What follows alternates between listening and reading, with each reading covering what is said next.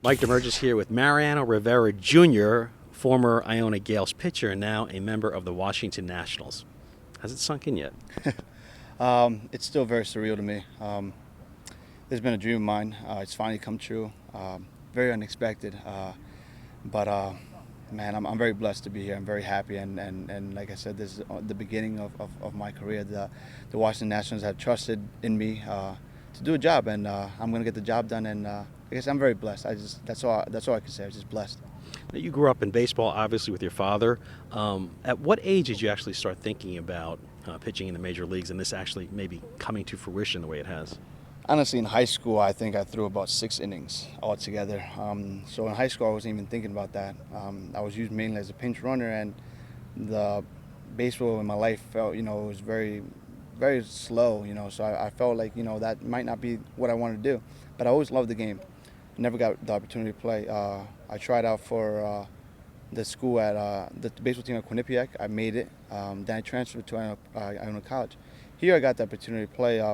First year I was a midweek starter, and I got hit around a little bit, but I got the experience. My coach trusted in me to go out there and get the job done. Just give me some experience. That's what I did. Next year came and was able to be a weekend starter, and that's when things started, showing life that this guy can be a pro player. I got drafted last year by the New York Yankees, and that was a blessing in and of its own. Great opportunity. First time this has ever come to my life. I've been around it because of my father, but never for myself. This year, I decided to come back to school and worked harder than I'd ever have, and never really thought about where I would go, what organization, but I just wanted the opportunity to play. We thought it was going to be, in the high round this year, and it turned out to be the 4th round, which is very high, and very blessed to National, especially, great organization, great people around them, and I'm just happy to be a part of them. Talk about the thought process then. Last year, you're drafted by the Yankees in the 29th round, and you're saying no to the Yankees. Was it kind of touch and go at times? It was the Yankees. What can you say about the Yankees? They're great. They've been great to my family, my father. A lot of love and respect for them. But I decided with it for myself that I want to come back again to school and see what I can really do. What baseball really had for me, what was in store, and I wanted to see. I won't release that. I want to give my all. Finally did, and it paid off. Now started my career with the Washington Nationals, a blessing, another great organization, which I'm blessed and fortunate to be a part of now, and we can only go up from here. Well, you certainly made the right decision this year. You're the MAC Pitcher of the Year, set the school record for strikeouts, 113, and now the 4th round pick. So whatever decisions and the thought process worked out for you, and this is where you are today. Yeah, I'm very happy that the season went the way it was. I worked hard for it. People trusted in me. People had faith in me. I had faith in myself. It wasn't just a one-man show. I had many people behind me. My coaches, especially Coach Carey, my head coach, my pitching coach, Sean McGrath, has been great. He worked on me all the time. We were day in, day out working, figure out things to. Yeah, take us into those conversations, really, because your father had the cutter. Yeah. Talk about your pitching process. Your pitching process and the mental process that goes into this, because we see more and more in Major League Baseball now. Teams are looking for college graduates or kids that went to college. They're really gearing towards that. So talk about that development you had in college here. Coming to Iona College, I was a walk-on at Quinnipiac. Missed my freshman year because from D1 to D1 you had to sit out, so I redshirted my freshman year. So my sophomore year academically was my freshman year in baseball. That was Sean McGrath's first year. We came in together to the school, so we liked each other from the get-go. But he worked with me. I did everything I was supposed to do, but the push was never there until maybe the fall of this past year. Not maybe, definitely the fall of this past year, where I piqued his interest in the sense that I was able to get drafted last year, and we wanted to come back and see what we can both do together.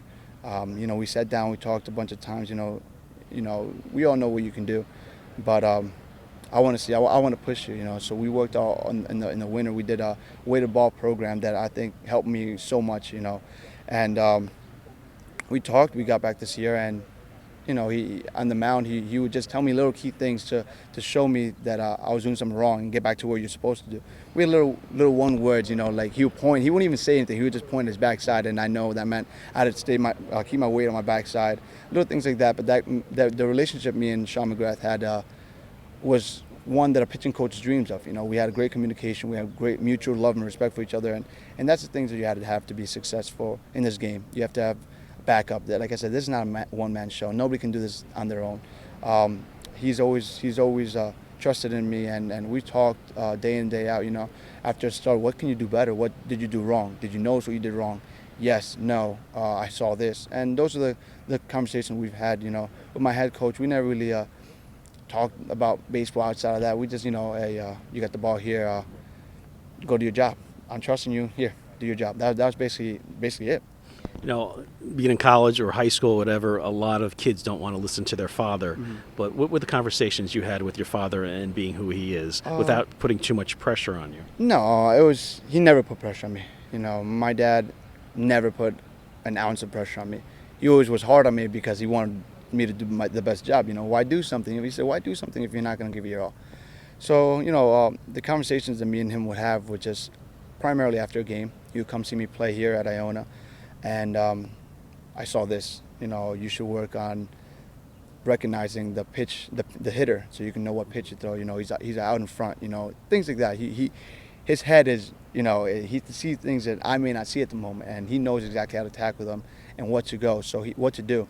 So those are the conversations my father and I had. He said, you did good, but when the but comes, it's something that you really got to listen to and pay attention to and keep in your mind, because he knows what he's talking about, and I'm just beginning. So any ounce of advice, any ounce of knowledge I can gain from him especially, I was always open to. Well, teams are always looking for pitchers in Major League Baseball, and the Nationals certainly have a staff loaded with them, whether it's Scherzer or Strasburg or Gonzalez or Zimmerman. They also have Drew Storen in the bullpen.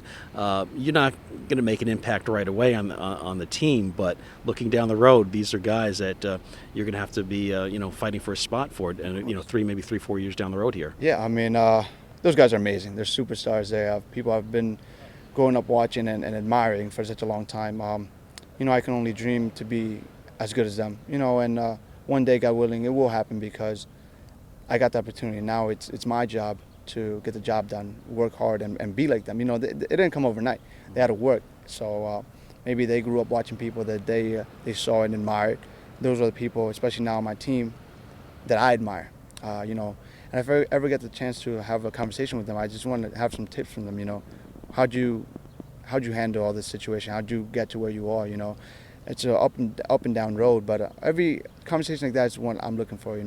Of course I got to fight for a spot. But that's years down the road. I'm not even looking at that right now. I just want to start my pro career, get better, and learn as much as I can. 20 years from now, you come back to Iona right here in New Rochelle. Are we going to look at Mariano Rivera Jr. as a guy that was maybe chasing his father's saves record of 652, or Catfish Hunter having 521 seasons in a row? Which one are you going to have, Mariano? Well, being a starter, I only see myself as a starter right now. Till it changes, till the organization tells me otherwise, I want to be a starter. It's out of my hands, though. I mean, I can control what I can control. The decision is final, and the decision is best. So I want to see myself chasing down Catfish years from now, and seeing what that holds for me. I don't want to be a closer. My dad's got a pretty good record up there, and he's got the monopoly on yeah, that, I don't want to be chasing that down. Well, either way, Mariano, you represent Iona very well, and certainly your family as well, the first graduate in your family to graduate from college, so congratulations on that, and thank you so much for what you've given to Iona. I appreciate it.